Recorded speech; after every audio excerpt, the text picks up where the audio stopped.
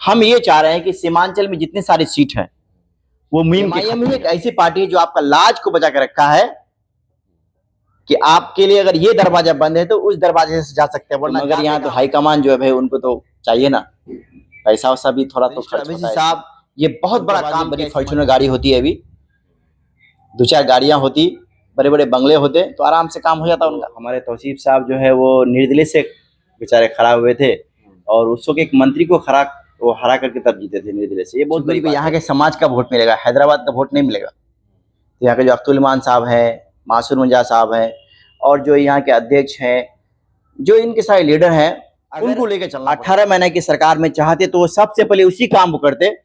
महागठबंधन की सरकार में एकदम पूरा इमरजेंसी ला करके उसमें मीटिंग कराते वो और उसका स्पेशल योजना पास करा के काम तो करा सकते थे। जो एमआईएम के बहुत पुराने कार्यकर्ता हैं, जिस वक्त एमआईएम इस इलाके में पलटू राम कहते हैं, मगर वो पलटू राम नहीं, वो अच्छे के लिए अपने साथ। हमारे किशनगंज में अगर कोई कांग्रेस से जीतता है, कोई आरजेडी से जीतता है, कोई जेडीयू से जीतता है तो ये टुकड़े में जीतते हैं, इनका कोई वैल्यू नहीं रहता। या आरजेडी मुस्लिम उम्मीदवार को वही टिकट देता है जहां पे मुसलमान आसानी से जीतता है, वहां वो टिकट देगा भी फिर मुस्लिम जीतेगा, नहीं देगा फिर भी मुसलमान। मासूम साहब जो है बहुत ही कद्दावर नेता है एमआईएम के इस इलाके में और बहुत जीरो से वो मेहनत करते थे। भय पैदा हुआ है सिर्फ अवैसी साहब की वजह से। आज सीमांचल में ज्यादा कोई काम किया है तो वो पहले भी हो सकता था, मगर अवैसी साहब आने के बाद ज्यादा काम हुआ है। कारण ये है कि अगर हम काम नहीं करेंगे तो फिर हमको वोट नहीं देगा उनका। मतलब सीमांचल का एक मजबूरी था कि हमको कांग्रेस को देना है, यानी महागठबंधन को देना है, नहीं तो हम देंगे। आदाब, मैं रमीज रेजा। हमारी मौजूदगी डॉक्टर नकी साहब के पास है। उनसे हम बहुत सारी चीज़ों पर आज गुफ्तगू करने वाले हैं। बहादुरगंज की ताज़ा राजनीति और देश के ताज़ा हालात पर हम चर्चा करेंगे। सबसे पहले नकी साहब, आप अपना संक्षिप्त परिचय दीजिए। जी, अस्सलाम वालेकुम। मैं नकी अहमद, मेरा घर पदरट्टी है। क्लिनिक का नाम बताइए। जी, ये जीनत डेंटल क्लिनिक है मेरा दांत का। कहाँ पे है? ये बहादुरगंज में है। इससे पहले हम सवालों में आए पॉलिटिकली तमाम तरह, थोड़ा सा क्लिनिक के बारे में आप बता दीजिए। यहाँ किस तरह की ट्रीटमेंट होते हैं, कहाँ से लोग आते हैं? जी, अल्लाह का शुक्र, यहाँ तो लोग तो बहुत दूर दूर से आते हैं। जी, हम डेंटल हाइजीनिस्ट हैं और दूर दूर से हमारे यहाँ लोग डेंटल स्क्रीनिंग के लिए आते हैं, दांत के स्क्रीनिंग के लिए। दांत के हर प्रकार की समस्या के लिए वो सारे समस्या का यहाँ पर उपलब्ध है, सारा चीज़ वहाँ पे होता है, उसका हम व्यवस्था किए हुए हैं और जो नहीं होता है और करवा लेते हैं कहीं से। जी। तो ये अली हसन चौक पे हमारी मौजूदगी है और आपको दांतों की अगर कोई समस्या है तो आप यहाँ पर आ सकते हैं और बहुत बेहतर जो है इलाज होता है। कभी कभार हम भी जो है यहीं पे कराते हैं। शुरुआत करते हैं हम सवालों से। तौसीफ आलम जो 4 बार के विधायक रहे, वो एमआईएम में चले गए, इससे बहादुरगंज की राजनीति में क्या फ़र्क पड़ेगा? जी, तौसीफ साहब तो एक मजबूत लीडर हैं इस इलाके के, जो कि हमारे यहाँ के हैं तो हम लोग जानते हैं। जितने सारे लीडर हैं सारे मजबूत हैं, यहाँ पे कोई कमज़ोर नहीं है। जो विधायक बन गए तो वो मजबूत होता ही है। तो हमारे तौसीफ साहब जो है वो निर्दलीय से बेचारे खड़ा हुए थे और उस वक्त एक मंत्री को वो हरा करके तब जीते थे निर्दलीय से। ये बहुत बड़ी बात है कि एक मंत्री था उस वक्त, हमारे जो ये थे मौलाना असद कासमी साहब, उनके छोटे भाई जाहिदुर रहमान साहब को, वो एक मंत्री पोस्ट में थे, फिर भी उन्होंने हरा दिए जो हराने वाला तौसीफ साहब था और वो निर्दलीय से हराया था। ये नहीं कि किसी पार्टी का टिकट लेके लड़ा और जो है उसके दम पे हराया, नहीं, वो बेचारा खुद उनका एक बोलिए उसको जाति मुकाबला था, वो अपने से मेहनत किए थे। निर्दलीय उम्मीदवार का एक अपना रंग रूप होता है और उससे वो एक मंत्री को हरा। क्या लगता है अंजाना में को हरा पाएंगे? देखिए, अब तो ये चुनाव बताएगा। अंजाना नहीं सभी बहुत अच्छे आदमी है, जमीनी स्तर पे उनका पकड़ मजबूत है, क्या मतलब वो पैसे वाले भी हैं, है ना, और सब कुछ है, मगर एक आरजेडी से वो अभी हैं, ठीक है, मगर आरजेडी से हैं। और अंजान नेमी साहब भी जीते थे तो एमआईएम से ही जीते थे, आरजेडी से तो नहीं जीते हैं, एमआईएम से जीते हैं। अब फिर एमआईएम में आ गए हैं आपका तौसीफ साहब, तो आप हमसे बेहतर बताएंगे कि क्या होगा, क्योंकि आरजेडी ठीक है, सरकार बनाते हैं तो हम खुल के बोलते हैं, इसमें हिचकिचाने की कोई बात नहीं है।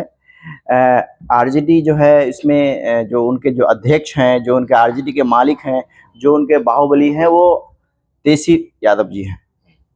तेजस्वी यादव जी को हमेशा बिहार के मुसलमानों ने सपोर्ट किया है, हमेशा करते आ रहा है। हालांकि उनको सपोर्ट करने की वजह से आज भारतीय जनता पार्टी की नज़र से गिरा हुआ है मुसलमान। बिहार में कि हम लोग यादव जी को वोट देते हैं, आरजेडी को वोट देते हैं, कहीं ना कहीं इसमें उनको दुख प्रकट है। ठीक है, तो उसका बेनिफिट जो मिलना चाहिए, असल में सीमांचल में जो बेनिफिट मिलना था वो बहुत कम मिला है आरजेडी की तरफ से। जो मिलना था 100 वो नहीं मिला, बल्कि 30% शायद मिला होगा बेनिफिट, जहां यहाँ पर 99% का हकदार था सीमांचल। सबसे बड़ा मसला था, अभी देखिए हमारे यहाँ सीमांचल के लड़के बीएड करने के लिए दूर जाना पड़ता, मामूली सा बीएड, एक शिक्षक बनने के लिए एक छोटा सा, है ना, शिक्षक तो बहुत बड़ा पद है, मगर इसके एतबार से बीएड जो है एक छोटा सा कोर्स है 2 साल का, है ना, मगर ये भी कोर्स हमारे सीमांचल में लगभग नहीं होता है, इसका कोई कॉलेज है ही नहीं है। मरवाड़ी कॉलेज आज से है, बहुत पहले से है। चलिए, हम थोड़ा सा ये पूछना चाहेंगे, आपकी 17 साल तक जो है तौसीफ आलम विधायक है और 4 साल कुछ माह हो चुके हैं, और अनजाने देखिए दोनों को अगर तुलना करें तो किस कार्यकाल को बेहतर कर पाएंगे? देखिए अंजार नईमी साहब के तो इसमें कार्यकाल में 18 महीना सरकार रही, तो हम लोग को उम्मीद था कि इस 18 महीना में शायद कि अगर हम लोग का जो नदी वाला बांध वाला काम था, जो सैलाब से हमेशा ग्रस्त है, जैसे कि पदरघट्टी हुआ, मटियारी हुआ, मजबतना हुआ, लौचा हुआ, कांसीबरी हुआ, इस तरह नदी के दोनों किनारे में सैकड़ों गांव बसे हुए हैं, जो हर साल नदी में तबाह हुआ बर्बाद होता है, खेत खलियान बाग बगीचा नदी में विलीन होता है। अगर 18 महीने की सरकार में चाहते तो वो सबसे पहले उसी काम को करते। महागठबंधन की सरकार में एकदम पूरा इमरजेंसी ला करके उसमें मीटिंग कराते वो, और उसका स्पेशल योजना पास करा के काम तो करा सकते थे, मगर नहीं होता है, वो हमेशा धोखा ही देता है। महागठबंधन सरकार जो है हमेशा मुसलमान का वोट लेके वो धोखा के अलावा कुछ नहीं किया है, ये हम खुलेआम बोलते हैं। अब हम मानते हैं कि नीतीश कुमार अभी वक्फ बोर्ड के समर्थन में है, मतलब उसमें सरकार के समर्थन में है, वो चाहते तो सरकार गिरा सकते थे, वक्फ बिल जो है वो आराम से वापस हो सकता है, सरकार को गिरा सकता है, मगर तख्त व ताज को पलट सकता है, हम ये मानते हैं। इसी बात से हम लोग नीतीश कुमार से दुखी हैं, वह नीतीश कुमार सीमांचल में अच्छा काम किया है, उनका दूसरा अगर काम अगर होता, अब वो और करना चाहते तो वो हम लोग का बाढ़ वाला काम उसके लिए बहुत जरूरी था, मगर वो भी नहीं किया है। नीतीश कुमार भी बाढ़ वाला काम नहीं किया, मगर वो जो अंधकार को दूर किया है, नली गली सड़क योजना बिजली बत्ती ये सब जो है थोड़ा मोड़ा वो बेचारे किए, विकास के काम को कुछ किए हैं, कॉलेज वगैरह कृषि कॉलेज बहुत सब काम किए हैं। जो सीमांचल अंधकार में था, अंधेरे में था, उसको वो रोशनी दिया है, ये सच और हक है। सच और हक है। मदरसा वालों को भी फैसिलिटी दिया है, जो मदरसा मतलब वो बिल्कुल जीरो के कगार में था, बर्बादी के कगार में था, शिक्षक खाने पे लाली पड़ रहे थे, उनको उन्होंने सीढ़ी बढ़ाया, ये चीज किया है। स्पेशल उर्दू शिक्षक की बहाली हुई है, और जो है सीमांचल में बहुत रोड का काम हुआ, बिजली का काम हुआ, सही माने में हुआ, आप भी घर जाएंगे तो रोड नली गली योजना का काम हुआ। हाँ, और दूसरी बात, अभी हमारे सीमांचल में अरबों खरबों की राशि की लागत से जो है आपका वो रेलवे लाइन बन रहा है, ठीक है, वो उनका एक पहल है। अच्छा सा हम ये भी जान लेना चाहेंगे, जो कि काफ़ी लोगों से आप मिलते जुलते हैं और एक लंबा अनुभव भी है आपको। मास्टर मुजाहिद आलम ने इस्तीफा दिया है, आपको पता ही होगा, खबरें आ रही है कि वो मजलिस ज्वाइन कर ले एमआईएम, क्या कैसा रहेगा, उनको एमआईएम ज्वाइन करना चाहिए नहीं करना चाहिए? आप देखिए मास्टर मुजाहिद साहब अभी जो है बिल्कुल यंग है, वो मास्टर मुजाहिद साहब, और जो अभी वर्तमान में विधायक हैं वो उनसे उम्र के मामले में थोड़ा यंग है, वो बुजुर्ग है। तो पॉलिटिक्स में जो है दोनों का रोल है, यंग का भी रोल है और बुजुर्ग का भी रोल है। मास्टर मुजाहिद साहब भी बहुत अच्छे हैं, और जो वर्तमान में अभी जो विधायक हैं वो भी इजाज भी बहुत अच्छे हैं, और वो भी पहले मीम के थे। हम ये चाह रहे हैं कि सीमांचल में जितनी सारी सीट है वो मीम के खाते में जाए, जी, एकजुटता के साथ जाए, और एकजुटता में जो है उसमें कामयाबी है। हमारे किशनगंज में अगर कोई कांग्रेस से जीतता है, कोई आरजेडी से जीतता है, कोई जेडीयू से जीतता है, तो ये टुकड़े में जीतते हैं, इनका कोई वैल्यू नहीं रहता है। अगर सीमांचल में पूरे बिहार में अगर 20 सीट अगर एक पार्टी से चले जाता है तो जाहिर सी बात है काम में तो कुछ बदलाव आएगा। आप चाहते हैं कि ऐसा तमाम तर सीट जो एमआईएम, जी, देखिए महागठबंधन या आरजेडी मुस्लिम उम्मीदवार को वही टिकट देता है जहाँ पे मुसलमान आसानी से जीतता है, वहां वो टिकट देगा भी फिर मुस्लिम जीतेगा, नहीं देगा फिर भी मुसलमान जीतेगा। तो हम चाह रहे हैं कि बिहार के जितने मुसलमान हैं लीडर, वो एकजुटता के साथ एक ही पार्टी से जीत के जाए, जिससे सरकार से कोई भी बात मानने मनवाने में उसको आसानी होगी, वरना ये टुकड़े में बटे हुए हैं जो इनका कोई सुनता नहीं है।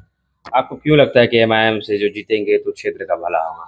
इसलिए लगता है कि ये लोग जब 10 एक पार्टी से होंगे ना, इनकी बात की अहमियत होगी, है ना, तो ये अगर कोई कोई आरजेडी से जाता है, कोई जेडीयू से जाता है, कोई भाजपा से जाता है, ये टुकड़े में आते हैं सीमांचल में।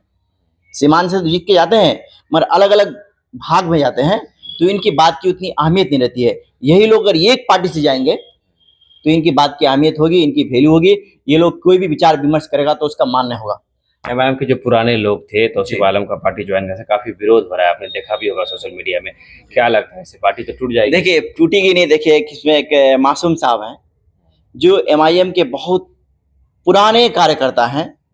जिस वक्त एमआईएम इस इलाके में जुर्म में था, कौन जीतेगा कौन हारेगा हमको उससे कोई मतलब नहीं। कभी हमको इन लोगों का जरूरत भी बहुत कम पड़ता है, क्योंकि हम लोग का भाई हम लोग इसमें पॉलिटिक्स पे तो है नहीं क्या, हम लोग को इससे बहुत जरूरत कम पड़ता है। मगर हम लोग जो फेसबुक में, सोशल मीडिया में और सभाओं में देखते थे पहले कि ये मासूम साहब जो है ये एमआईएम का बहुत ही बुनियादी मेहनत किया इधर, तो मेहनत किए हैं तो हक उनको भी था।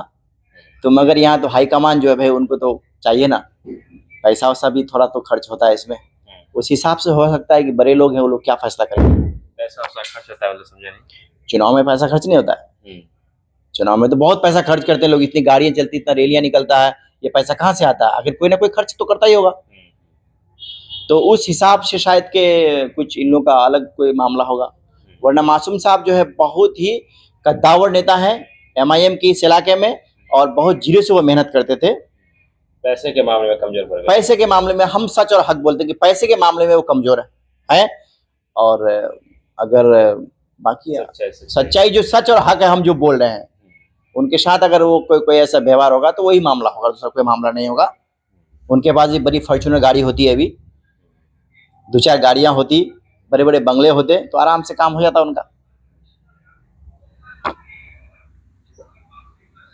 हाल ही में जो आतंकवादी हमला हुआ कश्मीर की सरजमीन पर, उसको लेकर डॉक्टर नकी क्या कहना चाहेंगे? देखिए ये बहुत ही जो है इसको अपने जुबान से कहने के लायक नहीं है जो हमारे देश में हुआ। इतने सारे लोगों को बहन बच्चों के सामने, परिवार के सामने उनको कत्लेआम किया, मौत के घाट उतारा, ये बिल्कुल नाकाबिले बर्दाश्त है। और इंशाअल्लाह अल्लाह का शुक्र कि हमारे देश के जो इंटेलिजेंस ब्यूरो हैं, जो रक्षा मंत्री हैं, जो सैनिक हैं, इनका उनको मुंह तोड़ जवाब देंगे और देना भी चाहिए। जो घटनाएं तो होती है आए दिन, मगर इस तरह घटना हम लोग अपनी ज़िंदगी में कभी न सुने थे न कभी जानते थे। परिवार के सामने, बच्चों के सामने मौत के घाट उतारना ये बहुत बड़ी बात है। और उन्होंने देखिए वो एक गोली नहीं चलाया है, उन्होंने 2 गोली चलाया है। एक तो वो अपने बंदूक से गोली चलाया है, दूसरी गोली अपनी जुबान से चलाया है। वो बंदूक की गोली से कहीं खतरनाक उनकी जुबान की गोली है, जो वो गोली चलाते समय धर्म का इस्तेमाल किया है कि तुम मुस्लिम हो या हिंदू हो, तुम इधर आओ, वो उधर जाएगा। ये तो सबसे खतरनाक गोली है उनका। ये बहुत शातिर है लोग, जो ये जो उसका मुंह का गोली जो है वो बंदूक का गोली से ज़्यादा खतरनाक इस्तेमाल किया है वो। तो इसलिए हम चाहते हैं कि तमाम देशवासियों को एकता के साथ, एकजुटता के साथ ऐसे लोगों का मदद ये करना चाहिए, ऐसे लोगों के खिलाफ खिलाफ आवाज उठाना चाहिए, उन लोगों को सजा मिलना चाहिए। जी।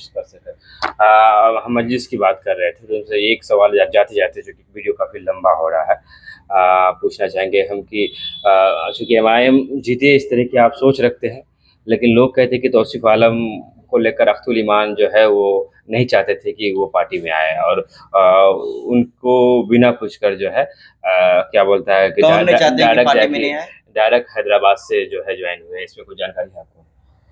देखिए माननीय विधायक तौसीफ आलम साहब को बेसिक लेके चलना होगा, है ना, क्योंकि उनको यहाँ के समाज का वोट मिलेगा, हैदराबाद का वोट नहीं मिलेगा। तो यहाँ के जो अख्तुल ईमान साहब हैं, मासूर मुंजा साहब हैं, और जो यहाँ के अध्यक्ष हैं, जो इनके सारे लीडर हैं, उनको लेके चलना पड़ेगा। अगर उनसे फिर आगे बढ़े काम करेंगे तो फिर उल्टा पुल्टी हो जाएगा।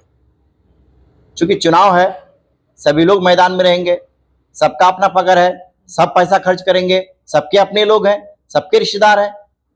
इसलिए हम चाहते हैं कि कोई भी काम बेसिक स्तर पे वो शुरू करेंगे तो उनको कामयाबी ज्यादा मिलेगी। बेसिक स्तर? जी। वक्फ को लेकर क्या कहना उनको चाहिए? अभी जो है विधायक तौसीफ साहब को पार्टी ज्वाइन करने से पहले अगर वो यहाँ एक सभा किए तो अच्छी बात है, वरना उनको पहले यहाँ के लोगों से सभा करना था। 3 तारीख को इसी आ रहे हैं, सभा है कॉलेज चौक में। ठीक ठीक है, नहीं, और यहाँ के लोकल लोगों से कि क्या हम MIM ज्वाइन करना चाहते हैं, वो आपकी तो क्या साल है? भर से वो लोगों से मिली वो है। मिल ही रहे हैं, कर ही रहे हैं, मिल तो ही अच्छी रहे बात है, अच्छी बात है। देखिए तौसीफ साहब हुए, और वो अररिया के वो जो शाहनवाज साहब हुए, और शाहनवाज तो अभी राजद में है। हाँ नहीं, सरफराज मरहूम तस्लीमुद्दीन साहब के हाँ सरफराज परिवार सब जो है अररिया का, वो लोग भी बहुत ही नामवर हस्ती पूंजी वाले आदमी है। अररिया और किशनगंज से ये लोग हैं और लोग हैं, तो ये लोग अगर इस पार्टी में रहेंगे तो इस पार्टी की जो है ओहदा और बढ़ेगी, मजबूती होगी। अब तौसीफ साहब ही इस पार्टी को कल कल गलत बोल रहे थे, पर हम लोग तो अच्छा बोल रहे थे, आज वही भी इस पार्टी को अच्छा बोल रहे हैं। तो इससे ये जाहिर होता है कि पहले जो लोग बोले थे वो सब अच्छे ही बोल रहे थे, ये लोग अगर गलत बोले तो वोट के लिए बोल रहे थे। तो इससे सबको समझना चाहिए कि MIM जो है आपकी, सबसे पहली बात है कि आपका सीमांचल में आप अगर महागठबंधन नहीं देंगे तो किसको देंगे? ऑप्शन है, MIM ही एक ऐसी पार्टी है जो आपका लाज को बचा के रखा है कि आपके लिए अगर ये दरवाजा बंद है तो उस दरवाजे से जा सकते हैं, वरना जाते कहां पर? आप सीमांचल का मुसलमान, आप बीजेपी को वोट देते नहीं है तो जाएंगे कहां पर? कांग्रेस को देना ही पड़ेगा, महागठबंधन को देना ही पड़ेगा, आपको देना मजबूरी हो जाता है, चाहे काम हो या ना हो, आप दीजिए किसको? आप एक तो एक हवा है कि भाई मुसलमान जो है बीजेपी को वोट नहीं देता तो कांग्रेस को देगा ही। RJD भी अच्छी तरह जानता है कि मियाँ जाएगा कहाँ, ये जाएगा कहाँ, ये हमको देगा ही वोट, बीजेपी को देगा नहीं, हमको देगा नहीं, देगा कहां पर? मगर एक बहुत बड़ी बात है कि मायने जो है अवैसी साहब, बैरिस्टर अवैसी साहब, ये बहुत बड़ा काम किया है सीमांचल के लिए कि कम से कम मुंह तोड़ एक मुकाबला कर रहा है, जिससे यहाँ के अवाम को फायदा मिलेगा। ऑप्शन है कि अगर आप मेरा काम नहीं करेंगे, आप मेरा हक की आवाज नहीं उठाएंगे तो हम आपका समर्थन नहीं करेंगे, इसका करेंगे। कम से कम एक तो ऑप्शन है ना भाई कि हम डॉक्टरी नहीं करेंगे, हम दांत का स्किलिंग नहीं करेंगे, तो ढेरी डॉक्टर और है, ऑप्शन नहीं, हाँ हमको पूछेगा भी नहीं। जब ऑप्शन नहीं रहेगा तुम जाओगे कहां? ऐसा ही चीज है राजनीतिक में भी, मतलब सीमांचल का एक मजबूरी था कि हमको कांग्रेस को देना है, यानी महागठबंधन को देना है, नहीं तो हम देंगे और कहा। वो भी जानता है कि ये देगा किसको वोट, ये तो हम ही को देगा ना भाई, जाएगा कहां? हाँ, मगर कल होकर के अब ये लोग अगर पूरे बिहार में कम से कम 20 सीट लेके जीतता है तो आज हमारे जो है माननीय मुख्यमंत्री नीतीश कुमार साहब कितने सीट है, एक किंग मेकर के रूप में बने हुए हैं ना, कभी इनके साथ सरकार बना रहे, उनके साथ सरकार, मतलब जो उनके लिए अच्छा करता है उनके साथ वो है। अगर उसको लगा कि महागठबंधन अच्छा है तो वो उसके साथ गया, उसको लगा कि बीजेपी के साथ भी अच्छा है तो उसके साथ गया। वो लोग उनको पलटू राम कहते हैं, मगर वो पलटू राम नहीं, वो अच्छे के लिए अपने साथ है, अपने फायदे के लिए है। बहुत बहुत शुक्रिया जी। अभी जो वक्फ बोर्ड का भी वो जो ये है, अभी जो बीजेपी का भी साथ वो दे रहा है, तो उनका भी अपना एक ये है कि भाई अगर हम वक्फ बोर्ड में देंगे तो मेरा जो है हिंदू वोट जो घसक जाएगा, मुस्लिम वोट से खाली हम सरकार नहीं बना पाएंगे। सबका अपना अपना मामला सेटिंग है, ठीक है। तो हम ये चाह रहे हैं कि MIM जो है बिहार में जितनी सारे सीटें लड़ा रही है ना, जो है वो एकजुटता के साथ उनको अगर जिताएगा आदमी तो एक सरकार बनाने में इनका मुख्य भूमिका रहेगा, इनकी बात की पकड़ होगी, इनकी बात का वैल्यू होगा, बिहार में एक इज्जत शोहरत होगा। RJD भी आपका कदर करेंगे, ये बात सोचिए, लेकिन MIM ज्यादा करेगा, MIM ज्यादा करेगा, RJD भी करेगा। RJD इसलिए आपका कदर करेगा कि अगर हम इनका काम नहीं करेंगे तो ये कल मेरा साथ नहीं देगा, उसका साथ देगा। उनको भी डर और भय पैदा हुआ है ना, तो ये डर और भय पैदा हुआ है सिर्फ अवैसी साहब की वजह से। आज सीमांचल में ज्यादा कोई काम किया है तो वो पहले भी हो सकता था, मगर अवैसी साहब आने के बाद ज्यादा काम हुआ है। कारण ये है कि अगर हम काम नहीं करेंगे तो फिर हमको वोट नहीं देगा, उनका आदमी है वोट लेने के लिए। चलिए, बहुत बहुत शुक्रिया। डॉक्टर नकी हमारे साथ थे और उन्हीं के क्लिनिक में हम तमाम तर जो बातचीत हुई वो बातचीत को रख रहे थे।